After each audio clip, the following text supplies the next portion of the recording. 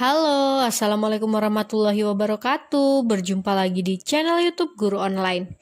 Baik, dalam video kali ini kita akan membahas salah satu kisi-kisi dari tes P3K yang kabarnya tentang sosiokultural ini akan keluar dalam soal-soalnya.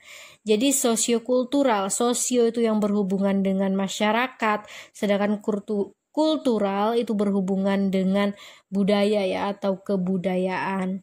Jadi untuk menjadi seorang pegawai pemerintah kita memang harus memiliki, seharusnya bukan hanya di saat menjadi pegawai pemerintah saja ya.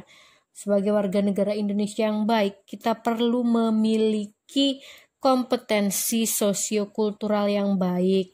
Kenapa? Karena bangsa kita ini memiliki banyak ragam suku, budaya, bahasa, tarian, dan masih banyak lagi keragaman yang lainnya yang dengan adanya perbedaan ini kita harus merasa bahwa perbedaan ini adalah hal yang menarik dari bangsa kita, hal yang patut kita banggakan, dan kita harus melayani masyarakat tanpa diskriminasi dari suku, dari bahasa, dan lain sebagainya. Jadi tidak ada diskriminasi walaupun memang negara kita adalah penuh dengan perbedaan ya, banyak sekali budayanya, bahasanya seperti itu. Jadi itulah kekayaan dari negara kita. Jadi kita patut bangga. Baik, kita langsung masuk saja ke contoh soal yang pertama. Sikap yang harus dikembangkan dalam mewujudkan persatuan dalam keragaman adalah A. Menghapus segala perbedaan, B. Memandang rendah suku atau budaya bangsa lain, C. Memandang budaya sendiri sebagai budaya yang paling baik, D. Menerima keragaman suku dan budaya sebagai kekayaan bangsa.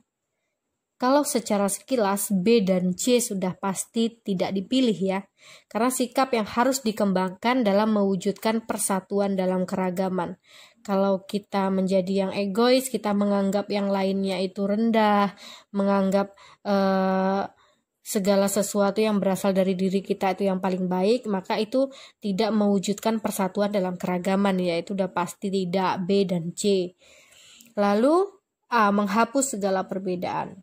Tidak bisa dong, perbedaan itu bukan untuk dihapuskan, tetapi untuk kita satukan menjadi sebuah kekayaan dan keragaman yang dapat kita jadikan potensi di Indonesia ini. Jadi kita patut bangga dengan adanya perbedaan seperti itu ya. Lalu yang D nih, menerima keragaman suku dan budaya sebagai kekayaan bangsa. Nah ini baru tepat sekali. Jadi kita harus menerima keragaman suku, budaya, pokoknya segala perbedaan ragam budaya bangsa Indonesia ini sebagai kekayaan bangsa Indonesia. Baik ya, maka jawabannya adalah D. Kita masuk ke soal nomor 2. Masyarakat Indonesia bersifat majemuk, terdiri berbagai suku bangsa, adat istiadat, agama, dan kebudayaan. Dalam perbedaan tersebut, proses hubungan kerjasama membentuk kesatuan yang harmonis. Berdasarkan hal itu, dapat diketahui tentang adanya proses A. Integrasi, B. Kristalisasi, C. Persaingan, D. Disintegrasi. Baik, yang mana? Ya benar ya, jawabannya adalah A. Integrasi. Apa itu integrasi? Integrasi itu adalah penyatuan atau pembauran suatu bangsa sehingga menjadi suatu kesatuan yang utuh. Jadi lawannya adalah disintegrasi, yaitu keadaan yang tidak bersatu padu, jadi keadaan terpecah belah gitu. Jadi yang paling tepat di antara pilihan ini adalah integrasi karena menyatu padukan ya. Baik, kita langsung masuk ke soal yang ketiga. Salah satu fungsi keanekaragaman suku bangsa dalam pembentukan budaya nasional adalah A. Menolak setiap unsur kebudayaan lain, B. Merubah total kebudayaan yang ada dengan budaya yang baru, C. Mengambil kebudayaan yang ada dengan kebudayaan yang baru, D. Dapat memperkaya kehidupan bangsa.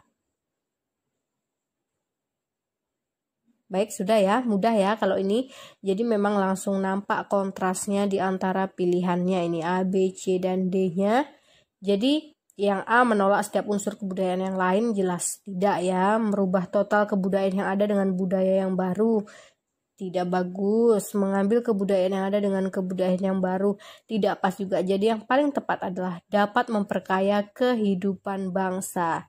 Jadi fungsi keanekaragaman suku bangsa dalam pembentukan budaya nasional adalah memperkaya kehidupan bangsa ya. Kita langsung masuk ke soal nomor 4.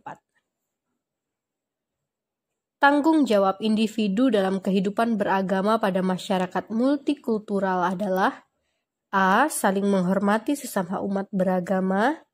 B. Kebebasan memilih agama yang diyakini. C. Berdoa menurut keyakinan. Atau D. Merayakan hari besar agama. Baik, silakan. Ya, benar ya. Jawabannya adalah A. Saling menghormati sesama umat beragama. Karena ini yang ditanya adalah tanggung jawab individu dalam kehidupan beragama di masyarakat multikultural.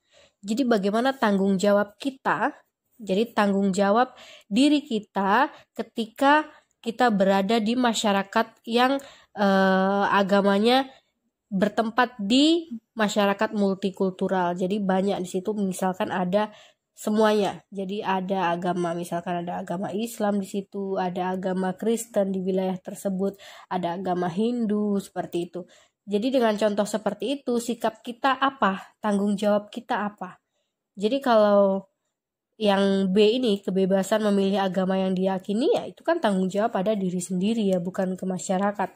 Sedangkan berdoa menurut keyakinan itu juga tanggung jawab pribadi sendiri. Merayakan hari besar agama itu urusan kita sendiri, tidak pada masyarakat. Tapi kalau saling menghormati sesama umat beragama, maka ini kan kaitannya antara diri kita dengan orang lain. Jadi memang harus saling menghormati sesama umat beragama ketika kita tinggal di masyarakat yang multikultural kehidupan beragamanya.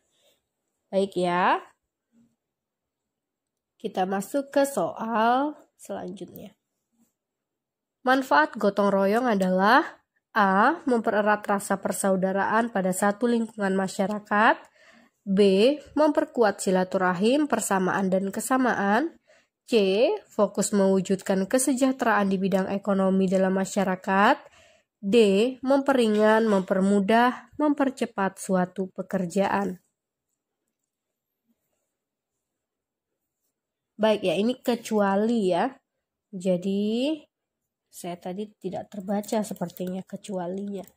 Jadi manfaat gotong royong adalah kecuali. Jadi yang bukan ya, yang bukan. Baik, bisa ya.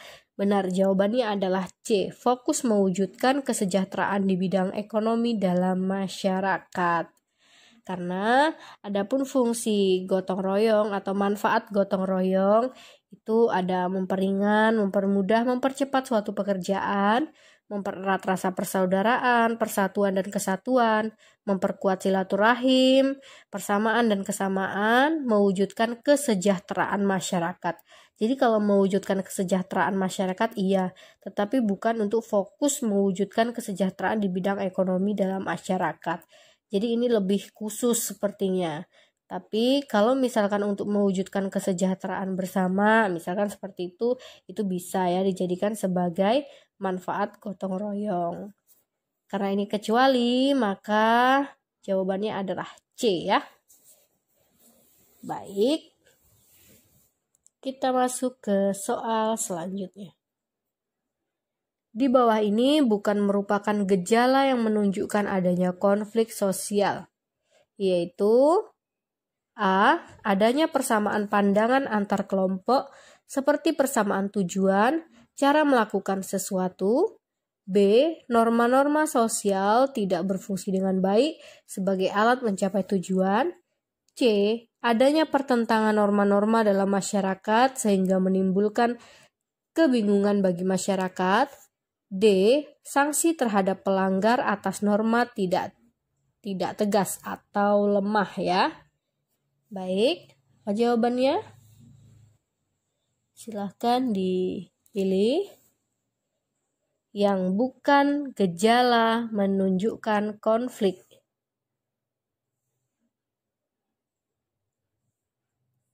Baik ya, jawabannya tepat. Jawabannya adalah A ya, adanya persamaan pandangan antar kelompok seperti persamaan tujuan, cara melakukan sesuatu misalkan. Nah, kalau misalkan sudah pandangannya saja sudah sama, tujuannya sudah sama, maka tidak menunjukkan adanya konflik sosial ya. Berbeda dengan yang pilihan B, C, dan D itu akan menimbulkan konflik jika terjadi. Baik, jawabannya A ya. Baik, kita masuk ke soal selanjutnya.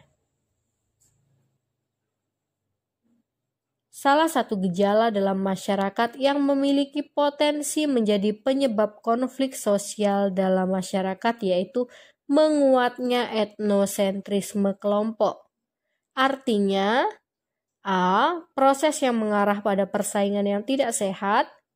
B. Perasaan kelompok di mana kelompok merasa dirinya paling baik, paling benar, paling hebat. C. Anggapan yang dimiliki terhadap suatu kelompok yang bersifat tidak baik. D. Hubungan antar penduduk asli dan penduduk pendatang yang kurang harmonis. Baik, silahkan dipilih. Iya benar ya, jawabannya adalah B. Jadi yang menyebabkan konflik sosial dalam masyarakat, menguatnya etnosentrisme itu artinya ada perasaan kelompok di mana kelompok tersebut merasa dirinya paling baik, paling benar, dan paling hebat. Jadi itu tidak tepat ya. Seperti itu. Maka jawabannya adalah B. Oke, kita masuk ke soal selanjutnya. Yang bukan menjadi faktor penyebab terjadinya keberagaman masyarakat Indonesia adalah A. Letak strategis wilayah Indonesia di persimpangan jalan dunia. B. Indonesia bekas negara terjajah. C. Kondisi negara kepulauan. D. Perbedaan kondisi alam. Iya benar ya, jawabannya adalah B. Indonesia bekas negara terjajah. Karena yang bukan ya. Jadi faktor keberagaman masyarakat di Indonesia itu antara lain ini faktor penyebab terjadinya keberagaman masyarakat ya. Faktor terjadinya keberagaman masyarakat Indonesia itu karena letak strategis wilayah Indonesia itu di persimpangan jalan dunia. Kondisi negara kita ini adalah negara kepulauan. Ada juga perbedaan kondisi alam. Ada juga yang karena sikap penerimaan masyarakat terhadap perubahan kita ini bagus seperti itu. Baik.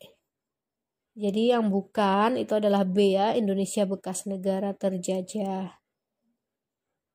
Lanjut, nomor 9.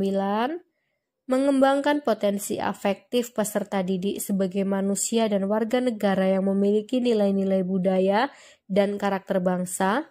Mengembangkan kemampuan peserta didik menjadi manusia yang mandiri, kreatif, berwawasan kebangsaan, dan mengembangkan lingkungan kehidupan sekolah sebagai lingkungan belajar yang aman, jujur, penuh kreativitas dan persahabatan, serta dengan rasa kebangsaan yang tinggi dan penuh dignity merupakan titik-titik dari pendidikan karakter.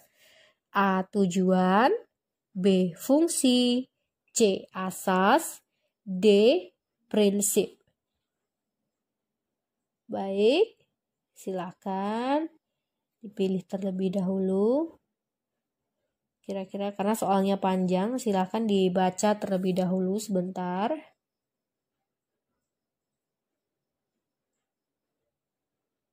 Baik, sudah dapat jawabannya? Ya, betul ya, jawabannya A, tujuan. Jadi, mengembangkan potensi afektif peserta didik, seperti itu. Juga